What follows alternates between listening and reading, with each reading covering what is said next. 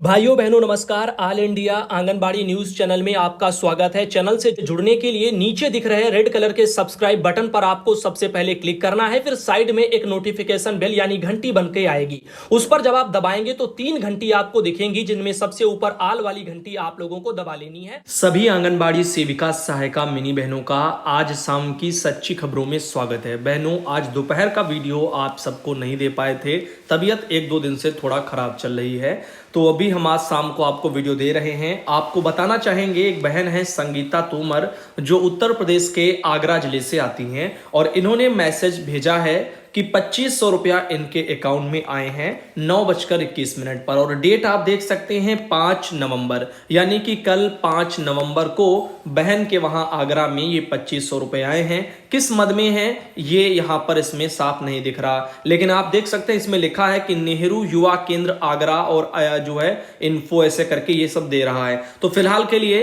अधिक जानकारी अगर किसी मद में होंगे तो आपको उमंग के थ्रू ही मिल सकते हैं। और आगे ले चलते हैं, कुछ अन्य तरह की जानकारी आपको बताते हैं जो इस समय आंगनबाड़ी केंद्रों को लेकर के बहुत ही ज्यादा एक ये खबर चर्चाओं का विषय बनी है। इसके बारे में सबको पता होना चाहिए। उत्तर प्रदेश के बांदा जिले में एक ये आर्टिकल आया है कि आंगनबाड़ी केंद्र से लापता हुए मासूम का शव बरामद हुआ। बिसंडा थाना क्षेत्र के बिसंडी गांव में घटना के बाद यहां पर कोहराम मचा है। तो आइए देखते हैं क्या आखिर वहां पर यह मामला था।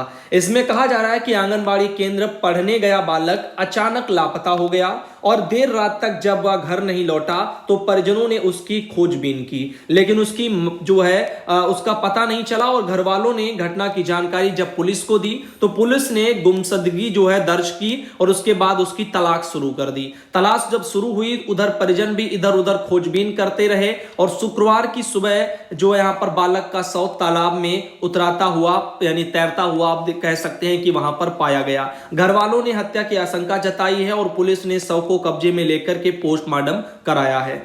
अब बिसंडा थाना क्षेत्र के बिसंडी गांव निवासी शिवदर्शन उर्फ तनु, जो कि 8 वर्ष का पुत्र है अजय सिंह, गुरुवार की सुबह घर से जो है कुछ दूरी स्थित आंगनबाड़ी केंद्र पढ़ने गया था। दोपहर में खाना खाने के बाद बालक अचानक से लापता हो गया, और देर तक जो है जब वह घर नहीं पहुंचा तो परिजनों ने उसकी खोजबीन की। पता किया तो आंगनबाड़ी केंद्र में उसका बस्ता रखा हुआ था, और शिवदर्शन का कुछ अता पता नहीं था। परिजनों ने उसके मोहल्ला पड़ोस में तलाश की, लेकिन उसका कुछ पता नहीं चला। तो देर शाम तक बालक ने जो है उसके ना मिलने पर घर वालों ने थाने में भी रिपोर्ट दर्ज कराई। उसके बाद जो है यहां पर मिलते ही बबेरू और बिसंडा और आपका कमासिन समेत कई थानों का फोर्स मौके पर पहुंच गया, बालक की खोजबीन करना शुरू कर दिया। एक तरफ परिजन तो दूसरी तरफ पुलिस भी उसकी खोजबीन में जुटी रही, लेकिन देर रात बाद खोजने के बाद बालक का कुछ पता नहीं चला, और सुबह होने पर परिजन फिर से उसकी तलाश में निकले और देखा तो उसका शव तालाब में उतरता रहा। शव देखते ही परिजन वालों में जो चीख पुकार मच गई। अब यह भी हो सकता है कि तालाब के किनारे गया हो और वो डूब गया हो, ऐसे भी कोई ना कोई कारण हो सकते हैं। तो क्योंकि वहां पर जब भी देखो कोई डूबता है तो काफी समय के बाद ही जो है बॉडी ऊपर आती है, तो वही हुआ होगा, सुबह वो दिखी होगी, और हो सकता है एक दिन पहले ही उसमें वो डूब चुका हो। अब पुलिस पहुंची तो परिजनों ने पूछताछ करने के बाद शव को कब्जे में ले लिया, और मृतक के चाचा जो है लवकुश सिंह ने बताया कि गांव में उसकी किसी के जो है रंजिश नहीं है। उसका भतीजा आंगनबाड़ी केंद्र पढ़ने गया था, वहीं से अचानक लापता हो गया, और उसने आशंका जताई कि किसी ने उसके भतीजे की हत्या करने के शव को तालाब में फेंक दिया है, और इस तरह से उनका कहना है। शव मिलने के बाद उसके पेट से पानी भी जो है नहीं निकला है, और 2 चिकित्सकों के पैनल ने वीडियोग्राफी के साथ शव का पोस्टमार्टम किया। तो जो होगा पोस्टमार्टम में पता चल जाएगा। शुक्रवार की सुबह बालक का शव गांव के तालाब में उतरता पाया गया। तो अब देखो भाई आगे क्या होता है, कई कारण भी हो सकते हैं, तो इसमें ये तो पुलिस जांच के बाद ही पता चलेगा कि आखिर माजरा क्या वहां पे था, रीजन इसका क्या रहा। तो फिलहाल के लिए और भी ऐसे कुछ खबरें, जैसे कि टीकाकरण करते समय आशा बहु बेहोश हो गई और उनकी डेथ हो गई। अब देख रहे हैं ना कैसे कैसे केस आज हमारे पास आए हैं, और ऐसी खबरें हैं। बाराबंकी के फतेहपुर सीएससी में बुधवार को आशा बहू की डेथ के बाद आक्रोशित परिजनों को शांत कराती पुलिस और स्वास्थ्यकर्मी। अब यहां पर इसका मेन कारण यही है कि चाहे वो आंगनबाड़ी बहनें हो चाहे आशा हो, इन सबसे काम तो जो है बराबर लिया जा रहा है, लेकिन काम के बदले ना तो मेहनताना मिलता है, ना ही उनको किसी तरह की 2 मिनट की आराम मिलती है। बस काम पर काम उनसे कराए जाते हैं, पैसा मिलता नहीं है जो अच्छा वो भोजन कर सकें, अपने शरीर का ख्याल रख पाए, अपने बच्चों का रख पाएं या अपनी जो भी जरूरतें हैं उनको पूरा कर पाएं, मानसिक चीजों जो है परेशानियों से भी दूर रह पाएं। तो कहने का तात्पर्य यही है कि कमजोर होंगी तो बेहोश हो गई और उसके बाद फिर डेथ हो गई। तो रीजन कहीं ना कहीं ये एक्स्ट्रा काम के, बहुत ज्यादा प्रेशर के भी तो हो सकते हैं।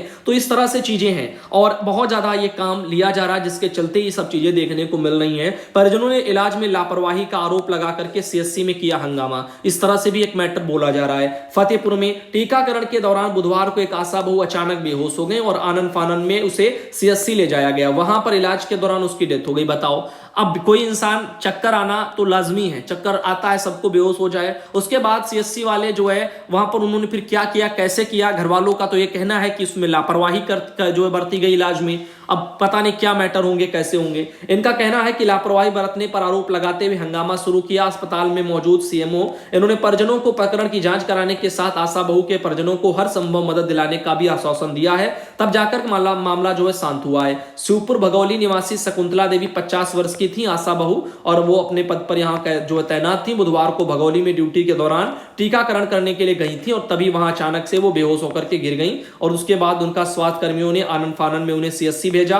वहां चिकित्सकों ने इलाज शुरू किया परंतु वह आशा बहू को बचा नहीं पाए। मृतका के पति सत्यवान ने सीएससी प्रभारी और यहां पर चिकित्सकों पर इलाज में लापरवाही का आरोप लगाया है और हंगामा किया है। इस तरह से यहां पर ये चीजें आई हैं और उसकी पत्नी 45 मिनट तक तड़पती रही लेकिन किसी भी अस्पताल कर्मी ने उसे हाथ तक नहीं लगाया, ऐसा भी उनके जो है पति का कहना है। साथ ही यदि समय से उसका उपचार किया गया होता तो वह बच सकती थी और मौके पर पहुंची पुलिस ने काफी समझाने बुझाने का प्रयास किया किंतु बात नहीं बनी। देखो ये आलम है, एक स्वास्थ्य विभाग की ही रीढ़ की हड्डी कही जाती है आशा कार्यकर्ता, वही काम करती हैं, वही बेहोश हुई और उसके बावजूद भी कोई उनको ही उठा करके जो है अस्पताल में ही समझ लो ये सब वहां सीएससी में हो रहा है जहां खुद ही लोग इलाज के लिए आते हैं और वहीं पर ये 45 मिनट तक सब ऐसे सब चलता रहा, ना कोई छुआ किसी ने, ना कोई उनका इलाज किया। अब समझ रहे ना क्या चीजें चल रही है। अब सीएससी में मौजूद जो है यहाँ पर एसीएमओ डॉक्टर संजय बाबू ने परिजनों से वार्ता की और आश्वासन दिया कि मृत आशा बहू को जो भी लाभ विभाग द्वारा मिलना है उसको दिलाया जाएगा और वहीं उसके स्थान पर उसके परिवार की एक महिला को रखने के लिए उच्चाधिकारियों को पत्र भेजा जाएगा और मामले की पूरी जांच की जाएगी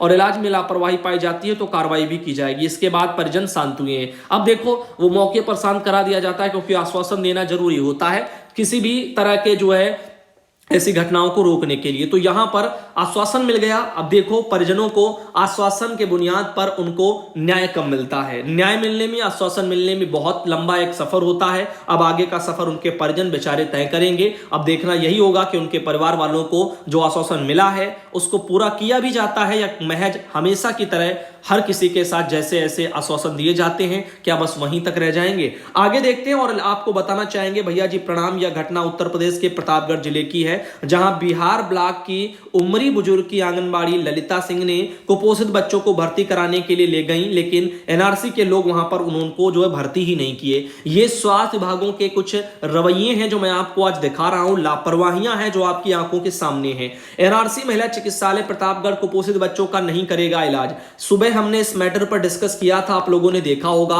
अधिक जानकारी के लिए आप सब आज सुबह के उस वीडियो को जरूर देखें और देखें कैसे वहां पर लापरवाहियां बरती गई। बड़ी मुश्किल से आंगनबाड़ी बहनें तैयार करती हैं लाभार्थियों को जो अति कुपोषित होते हैं उनकी सेहत सुधारने के लिए एनआरसी रेफर किया जाता है और वहां पर उनके साथ इस तरह से पेश आना अपने आप में बहुत जो है स्वास्थ्य विभाग के जो ये सिस्टम चल रहा है पूरा उसको दर्शाता है।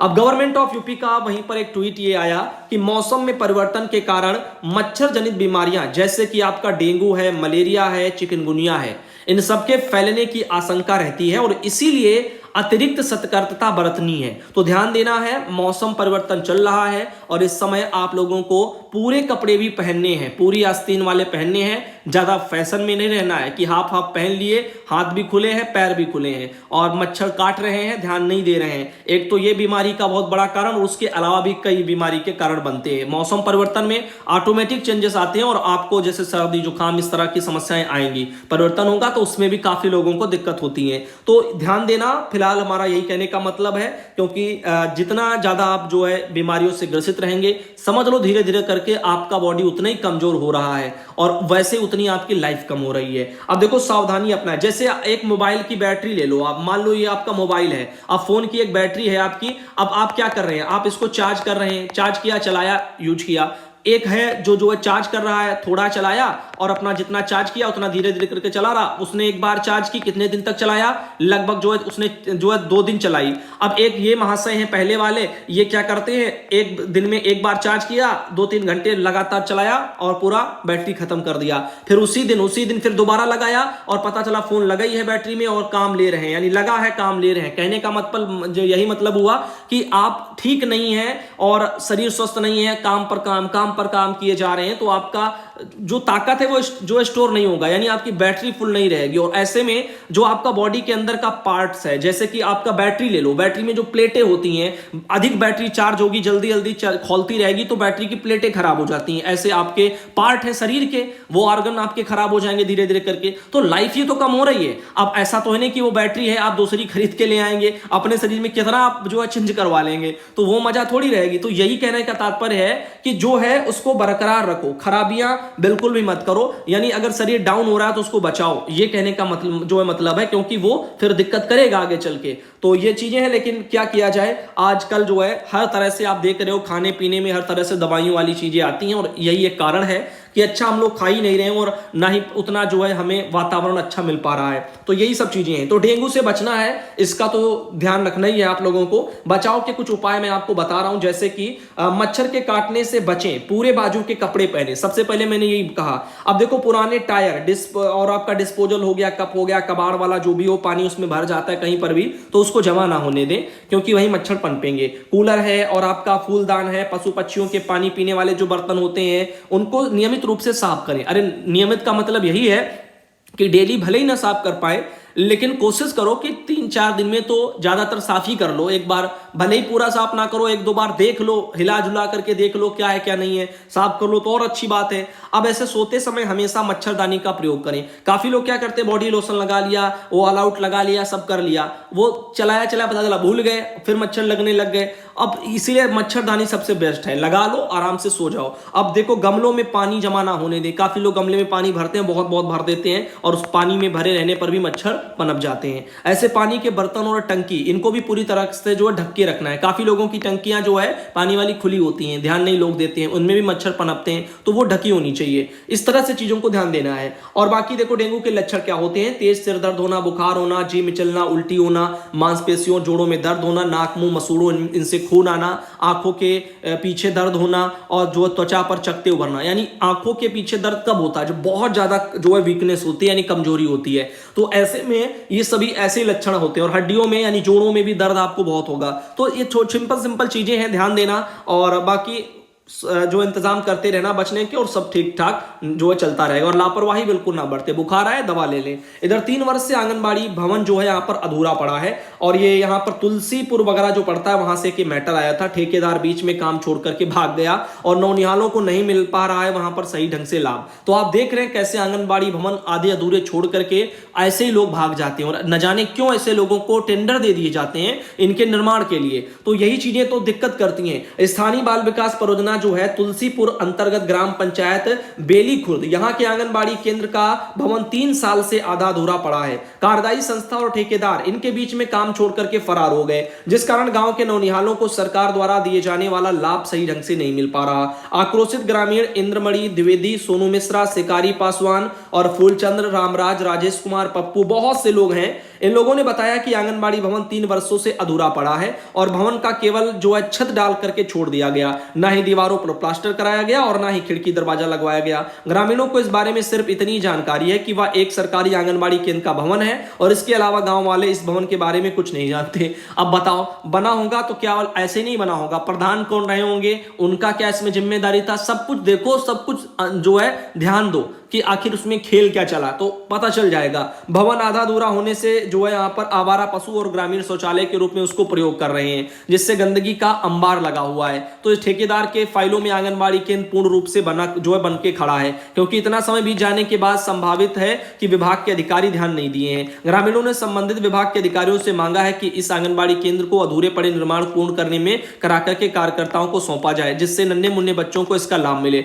अब देखो आगे भाई क्या होता है, इस तरह से चीजें हैं। जिला कार्यक्रम अधिकारी निहारिका वर्मा बता रही है कि मामला संज्ञान में नहीं है। बताओ कैसे, बताओ लोग हैं जो इनके मामले ऐसे संज्ञान में नहीं होते, चार्ज कैसे मिलते हैं, हमारी यही समझ में नहीं आता कि जो कार्य आपका है अब आप आंगनबाड़ी की जो जिम्मेदारी अगर है तो कम से कम लिस्ट मांगो सबसे, कहां क्या चल रहे हैं, निरीक्षण करो, भ्रमण करो, जाओ देखो कितने अधूरे हैं, कौन सन में कितने बनने थे, क्या कितने हैंडओवर है, कितने ने वहां की जो है दशा कैसी है, ये लगे किस लिए है। आपके नीचे सीडीपीओ, आपके नीचे सुपरवाइजर है, आपके नीचे आंगनबाड़ी है, बस ऑर्डर करेंगे तब भी फोटोग्राफ्स आ जाएंगे, कौन से बनने थे, उनकी क्या स्थितियां हैं, भिजवाओ, आए फोटो फटाक से वो हमको भेजें, बस ऐसे करके चीजें तुरंत आ जाएं। लेकिन वही चीजें हैं, क्या जानो किसका क्या खेल कहां पर कहां तक चल रहा है। इसीलिए जब भी कोई मैटर अधिकारियों तक जाता है बस उनका एक ही रटा रटाया जवाब, ये चीज हमारे, ये मामला हमारे संज्ञान में नहीं था, संज्ञान में आया है, जांच कराई जाएगी, देखेंगे आगे क्या होगा। बस वही लगता है जैसे पद संभालने से पहले हर एक अधिकारी इन लाइनों को रट्टा मार लेता है, उसके बाद जब भी कोई